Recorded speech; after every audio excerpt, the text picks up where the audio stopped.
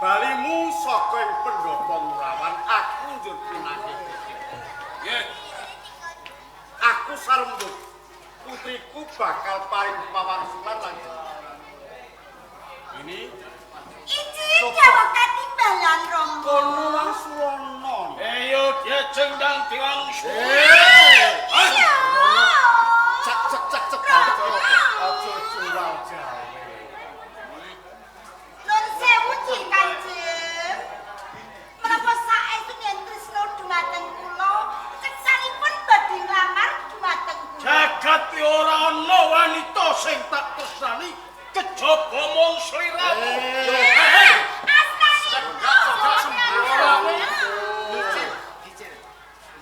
Ane bocah kaya iki gak ana wanita ya kaya ngono bisa teranjakan.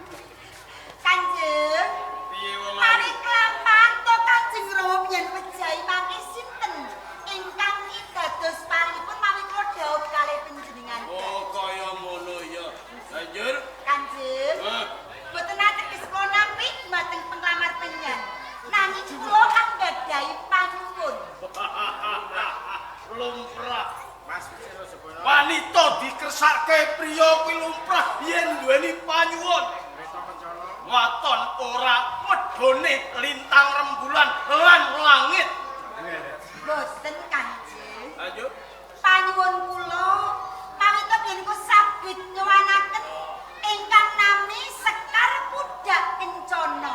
Menika kakung kang badhe kula suwitani Kanjeng Bupati. Iki piye kok jalukane Sekar Pudak Kencana? Kula nembe mireng menika. Menawi kembang matahari, gelombang cinta kok. Saiki ngene wae diajeng calon garwane pun Kakang. Injih kula Aku ora ngerti wujude Sekar utawa kembang Pudak Kencana tak urungake nggonmu nglamar lawan kowe Ijalana ibumu wae. Monggo mawi kersa Kanjeng. Jalito kagak wani karo patih kowe. Lah aku duweni garwa dhewe kok. Nek kaya ngono ayo digoleki.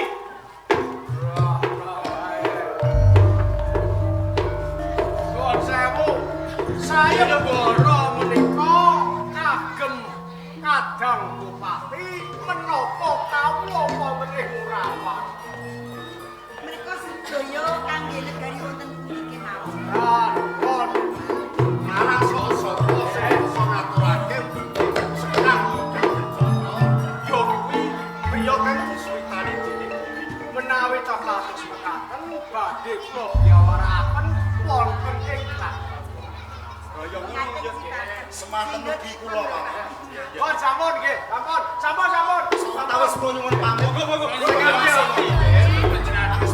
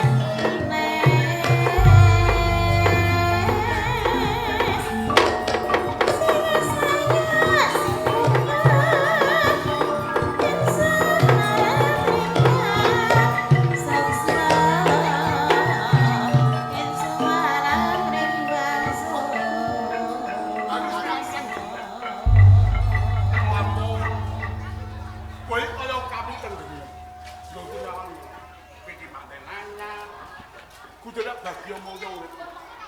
Ya diterima-terimake. Gading mandune wong ora duwe. Perkara iku sing kula pikir, Pak. Kena diarani kula niku urip rak ngenger tenggene para sepuh. Aku ora ngerti pengener lho. Lah nggih pripun wong dereng gadah omah piyambak, urip isih kalih para tuwa niku rak namine ngenger. Aku ora bedake anak mantu. Anak mantu ya anakku. Tak anggap kowe kuwi sempalane dadi muridku. Wong liya dadi keluarga.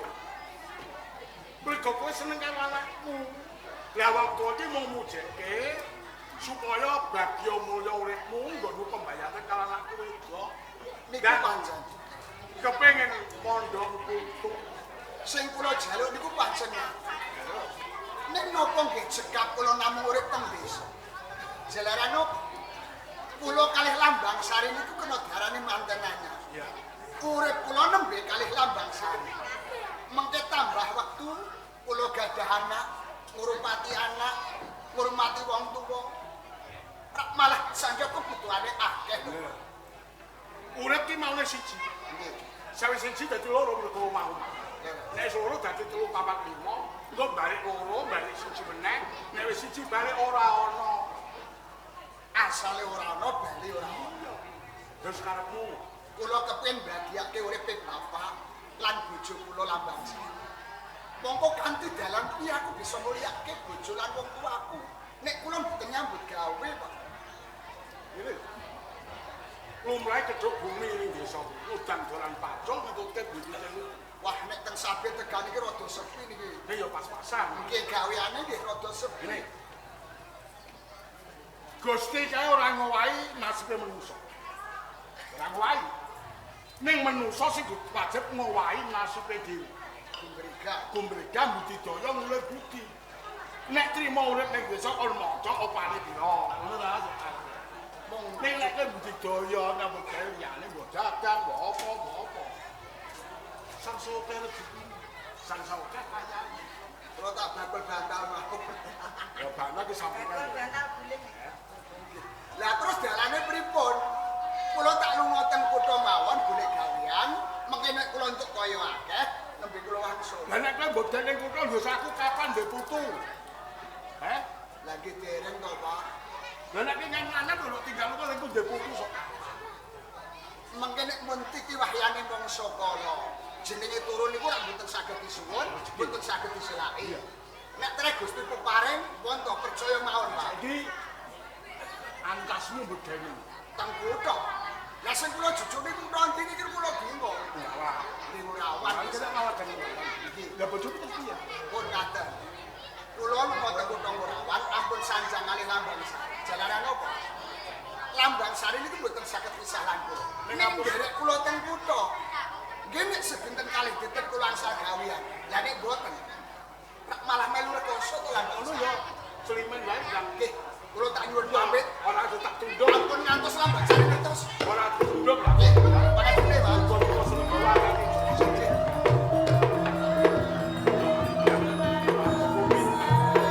Kepae rasa tahu jawab. Kepengen dadi wong wedok. Kedua anak dan iso ngayomi ngadepi nyukupi. Ya pancen ayo kaya ngono to, Pak.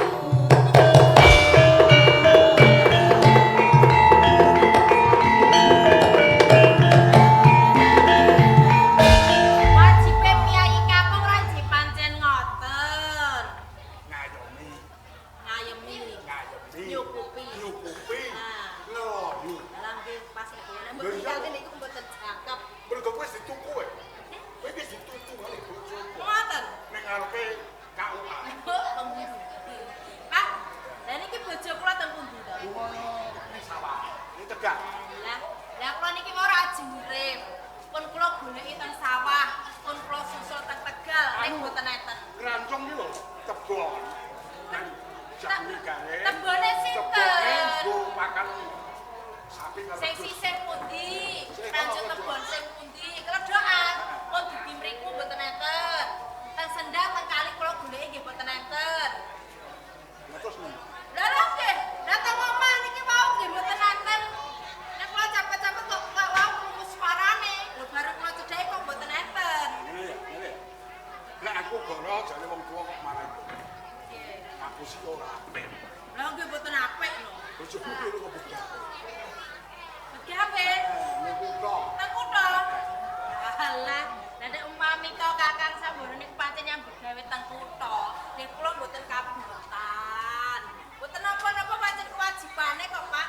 Makane butuhe kula kurang, masa kula nyuwun Pak ra boten. Nek bapak iki isih ra kelas sithik soalé wong tuwa ki atos. Ning sok krokoti. Atose wong tuwa. Atose ning kira-kira ya, Pak. Sok krokoti. Ngeten lho. Iki wau pun damel wedang susu. Kopi susu kelanganane Bapak. Susu tok muat. Saya terus enten apane? Ya bisa. Lah nggih, jos mesti. Nek susu tok iki susu nek susu akar. Sumpok. Susu kumpul. Pun kula damelke dadi njuk kek eman-eman adem